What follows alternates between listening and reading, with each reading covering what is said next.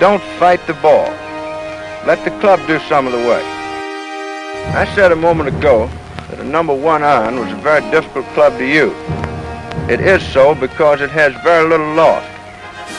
When my grandfather started making clubs, he had some very definite opinions about the design of golf clubs. He believed that a golf club had to be playable to the average player. That's why he did so much sole-weighted technology, and it was very much ahead of its time, and he was the driving force behind it.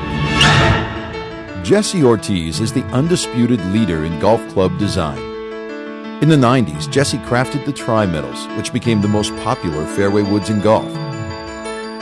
Now, almost a decade in the making, it's Jesse's Bobby Jones hybrids that have taken the golf world by storm. Club making is my life. I grew up in it. It was a family business. I was given the gift from my dad to make clubs that are very unique, very innovative, and perform at the top level. A lot of people ask me, well, you know, Jesse, how do you compete against the big guys? How do you compete against the big manufacturers with their big R&D budgets? And I tell them it takes a lot of experience, it takes a lot of determination, it takes a lot of imagination. And I got a little bit of each of those things. I create designs that last for years. I won't come out with a new model unless I believe it is significantly better than what I have. I want you to really understand that weight is an enemy in 3 key areas on a club head. The hosel, the face, or the front wall as I call it, and the crown.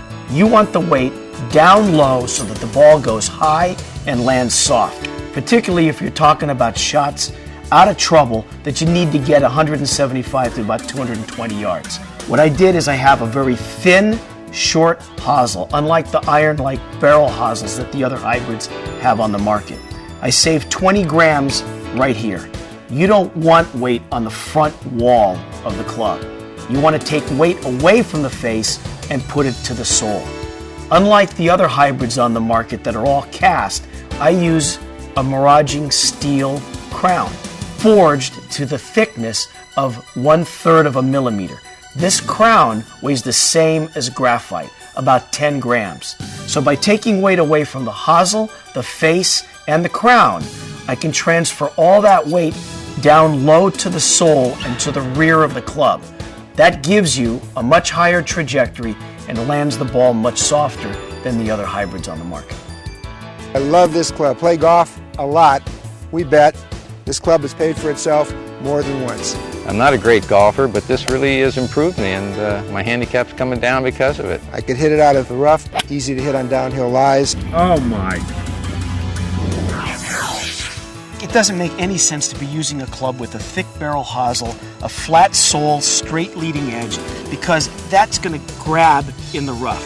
The heel or toe are going to grab, it's going to twist, you're going to hit these worm burners that hook or slice off in the distance. What you need is a club that's very versatile. You want a club that you can hit out of all kinds of lies, not just because it hits great off the fairway or it hits great at the driving range. You need a club that you can play with throughout the round. So if you have a club that has a very contoured sole, what that does is it minimizes the turf drag. It allows the club to be centered right in the middle of the sole plate, and because there's no place for the toe or heel to drag, you make much better contact with the ball. Bobby Cole is a top teaching pro at Jim McLean's golf school at Doral. He was the youngest golfer ever to win the British Amateur. So I find myself on a side hill here in this very thick Bermuda rough. And I've chosen to use a 30-degree Bobby Jones hybrid. Now this club is very good for these sort of shots. Normally I would, from this sort of lie, be looking at a 7 or 8 iron just to get it out down the fairway.